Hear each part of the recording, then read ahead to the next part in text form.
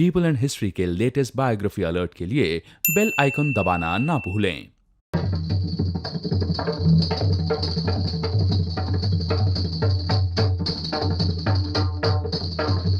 किसी ने कहा सीता तो किसी ने कहा गीता, लेकिन जब नाम पूछा जाए इस अंदाज में कि तुम्हारा नाम क्या है बसंती, तो पता चलता है कि ये हैं the dream girl Hema Malini.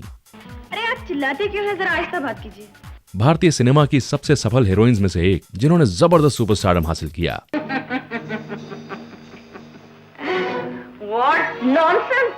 इनका जन्म हुआ 16 अक्टूबर सन 1948 में, जगह अम्मान्नकुडी, जो कि तमिलनाडु में है। इनका जन्म एक तमिल अयंगर ब्राह्मण परिवार में हुआ। माताजी का नाम जया लक्ष्मी और पिताजी VSR चक्रवर्ती। इनकी शुरुआती पढ़ाई लिखाई हुई चेन्नई के ही आंध्रा महिला सभा में। उसके बाद कुछ वक्त इन्होंने दिल्ली शहर में बिताया, जहाँ पे इनके पिता काम किया करते थे। हेमा जी ने बचपन से ही शास्त्रीय संगीत का प्रशिक्षण लिया।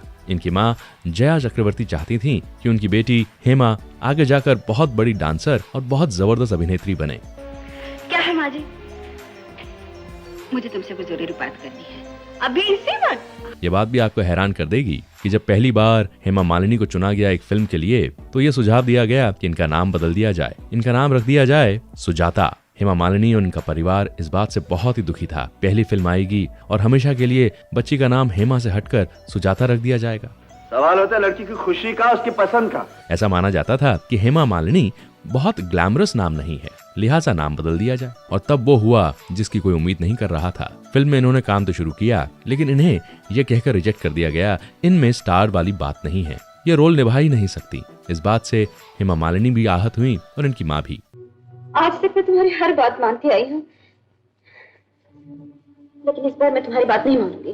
हालांकि हेमा जी को इस बात का संतोष था कि फिल्म में काम नहीं करना पड़ेगा और ये सिर्फ डांस प्रैक्टिस और स्कूल की पढ़ाई किया करेंगी। लेकिन जब अपनी माँ को आहत देखा तो इनके मन में एक चुनौती आई। तब इन्होंने ठान लिया कि अब तो मैं एक्टिंग करके दिखाऊंगी और मेरा नाम हेमा मालिनी ही रहेगा। इन्होंने कुछ छोटे किरदार निभाए थे दक्षिण भारतीय फिल्मों में, लेकिन उसके बाद राज कपूर साहब के साथ ये नजर आई फिल्म सपनों का सौदागर में, जहां पर अनंत स्वामी साहब ने इनका परिचय बतौर ड्रीम गर्ल करवाया था दुनिया से।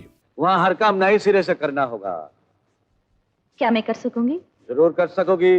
तब हेमा जी ने ये सवाल जरूर पूछा था कि मेरा नाम तो हेमा मालिनी है, ये ड्रीम गर्ल क्या है। तब इन्हें समझाया गया कि इस तरह से तुम्हारा परिचय हिंदी फिल्मों में कराया जाएगा। ये बात तब कोई नहीं जानता था कि ड्रीम गर्ल टाइटल सदा सदा के लिए हेमा जी के साथ जुड़ जाएगा। इनके स्क्रीन टेस्ट के लिए इन्हें मशहूर फिल्म जिस देश में गंगा बहती है के डायलॉग्स दिए गए। वो डायलॉग्स जो जबरदस्त अभिनेत्री पद्मिनी जी ने बोले थे, और साथ ही फिल्म संगम में जो किरदार वैजयंती माला जी ने निभाया था, वही सीन इनसे भी करवाया गया। 2 अलग अलग वेशभूषाओं में इनका स्क्रीन टेस्ट हुआ और ये सभी की उम्मीदों पे खरी उतरी।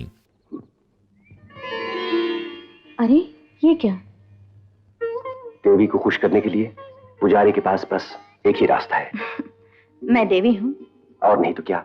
राज कपूर के साथ सपनों का सौदागर में नजर आई, देवानंद साहब के साथ जॉनी मेरा नाम में, तो शम्मी कपूर साहब के साथ अंदाज में और राजकुमार साहब के साथ लाल पत्थर में।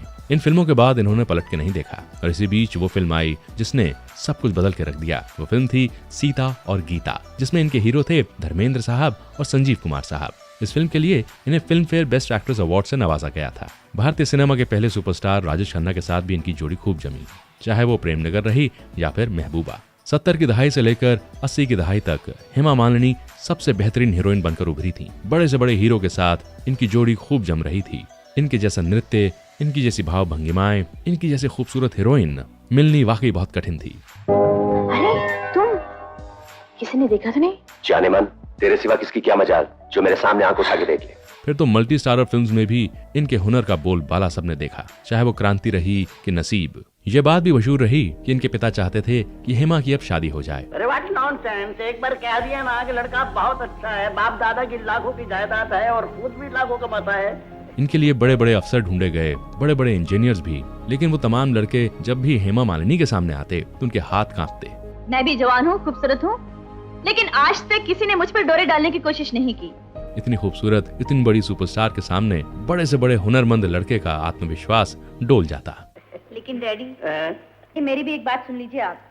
मैं सिर्फ रुपये बनाने वाली टकसाल से शादी नहीं कर सकती। इसी बीच ये बात भी चर्चा में आई कि जंपिंग जैक जितेंद्र और हरिबाई यानी कि संजीव कुमार, ये दोनों भी हेमा मालिनी का ही साथ चाहते थे, पर ऐसा हुआ नहीं क्योंकि ये बाजी मार ली सुपरस्टार धर्मेंद्र ने। तुम्हारा दोष नहीं तो फिर किसका दोष है? ये बात भी सही है कि धर्मेंद्र साहब पहले से शादीशुदा थे और बाल बच्चों वाले थे। कुछ कठिनाइयां जरूर आई रिश्ते में, लेकिन उसके बाद इन दोनों ने विवाह कर ही लिया। इस शादी से इन्हें 2 बेटियां हुई, ऐशा देओल और Aahana Deol. It's beautiful. Yeah, it's beautiful. Hema Malini फिल्मों में काम करती रहीं, इन्होंने काम छोड़ा नहीं।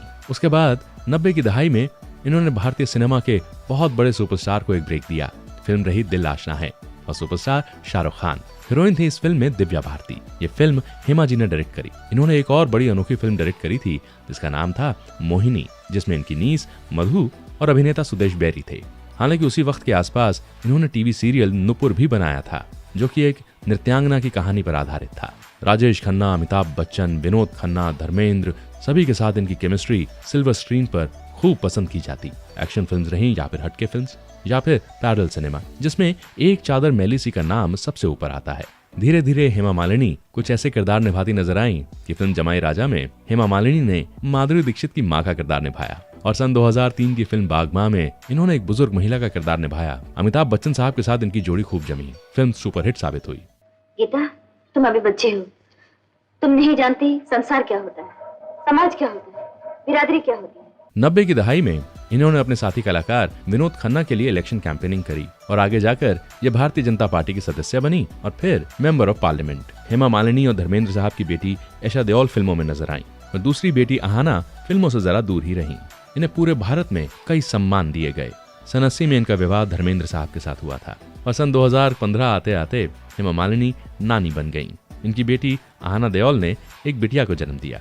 इनके दामादों के नाम हैं वैभव वोहरा और भरत तख्तानी। इनकी बेटी ऐशा देओल ने भी एक बिटिया को जन्म दिया। यकीनन भारतीय सिनेमा के इतिहास में हेमा मालिनी जैसी हुनरमंद और खूबसूरत अभिनेत्री ना कोई थी और ना ही कोई और होगी।